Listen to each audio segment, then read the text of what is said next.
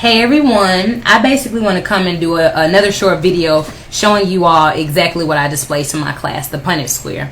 Before I get into that, it needs to be first understood that the oldest individual to ever be found on the face of the earth was a woman given the name of Lucy, who was African. She was found in South Africa. This literally ended all arguments that anyone on the face of the earth did not come from African people.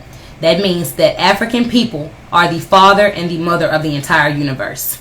Now, the Punnett square. This is what a Punnett square is. This is what we use in science to display genes and genotype. This right here is 5 groups of people, the 5 groups of people of color.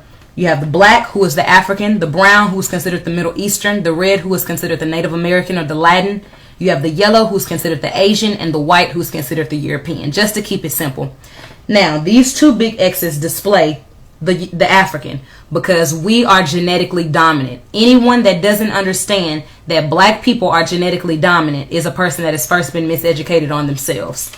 We've been taught to think that we're inferior, but the science behind it is all black people are genetically dominant. Now, those 2 small X's are white people, recessive. White people are a recessive gene.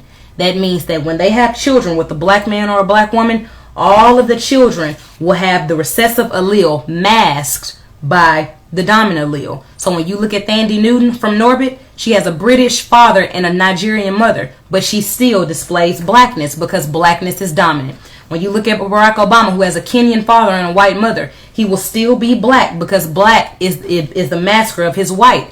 It's literally dominant. The same thing goes for Tiger Woods. So literally, anytime a black has a child with a brown, the child is now black. Black has a child with the red, the child is black. Yellow, white, the exact same thing. This is where racism comes in. White people are literally 16 to 18% of the entire world population, making them the minority. The thing about whiteness is it's a recessive gene. So you literally have to have 2 white parents in order to be white. So when Dylann Roof says you're raping our women, what does he mean by that? He means that anytime a white woman has a child with a black man, those children are not white anymore, because in order to clarify as white, you have to be 100% white. Well, to the people that are already the minority, it is extremely important to hold on to the genetics that they already have, because their genetics are already recessive.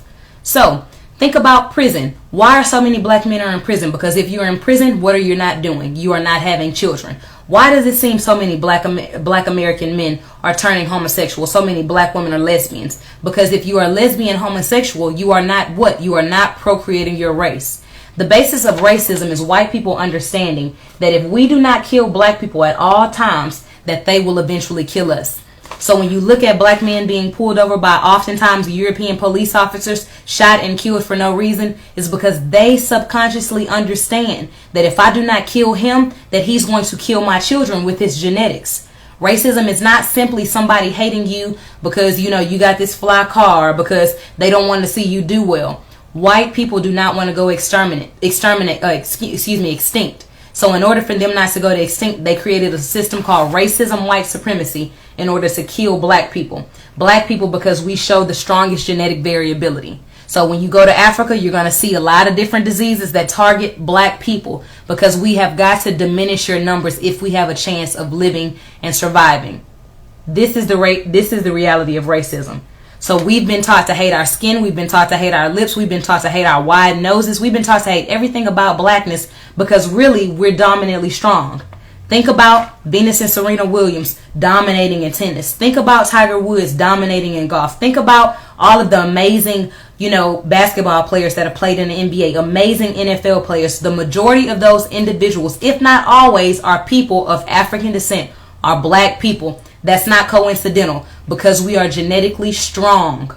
We are genetically stronger than any individual on the entire face of the earth, and the European knows that. So if he wants to live for the next 200 years and have blue-eyed, blonde-haired children, then that means unfortunately he has to kill us. Understand, overstand, wake up, love being black. Bye.